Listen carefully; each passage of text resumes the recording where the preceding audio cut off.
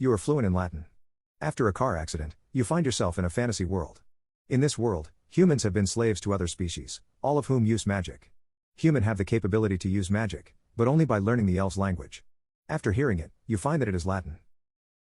I couldn't believe it. She'd actually left. I stared at the door that she'd shut behind her, for a few loud heartbeats, then looked around the room frantically. There was the chair I'd been sitting in, a small desk with papers on it, and another staircase going up, and then the door I'd come in, and that the elvish woman had left through. Great. Just great. I glanced out the window, and confirmed what I already knew: I was too high up to jump without hurting myself. Stepping back, I looked at the door again. I had no idea how long my magic would last, or if it had done anything other than actually make her leave. What if she was standing outside the door right now, trying to work out how to come back in? On the desk were a couple of notes, with only one that caught my attention, as it was written in Latin. I shook my head in disbelief that the magic here was powered by a dead language. A dead language I'd wasted several years learning too.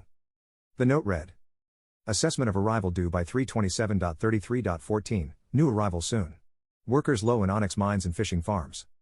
I rolled my eyes, knowing that I likely would have been sent to the mines to work, knowing my luck. But the new arrivals part bothered me.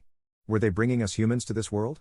The elf had tried to make me forget my previous life, and the other humans that I knew were from Earth never would speak of it. My stomach dropped and I wondered for a moment if it would have been better to actually die when the truck hit me. My attention was ripped away from the note as I heard footsteps outside the door. With no other options, I headed up the strange floating stairs. I found myself in a small study, and the clear top of the tree building, as there was no roof, only open branches above me. I could see a bird's nest and even a small squirrel-like animal.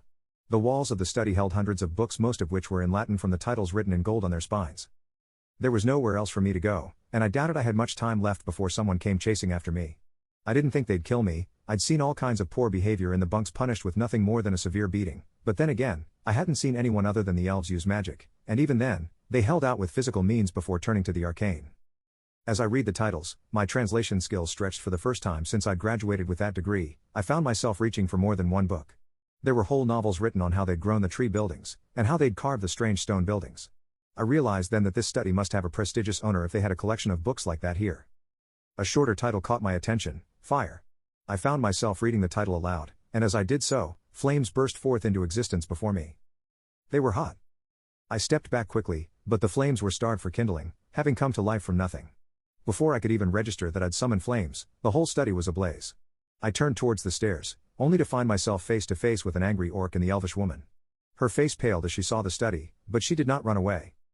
"Extinguish your flame," she said, her voice quiet and steady.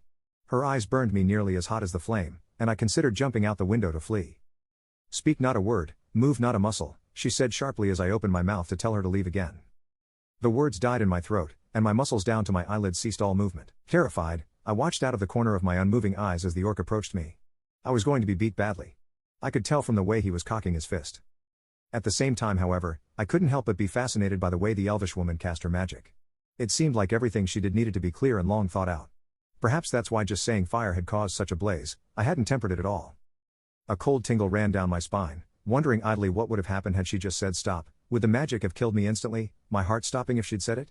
How complicated was the magic if you had to control it verbally? Intent be damned. So caught up in thought, I'd nearly forgotten about the orc. Had forgotten about him until his fist connected with my jaw. For a moment I saw stars, and then, not unlike my death, I saw blackness.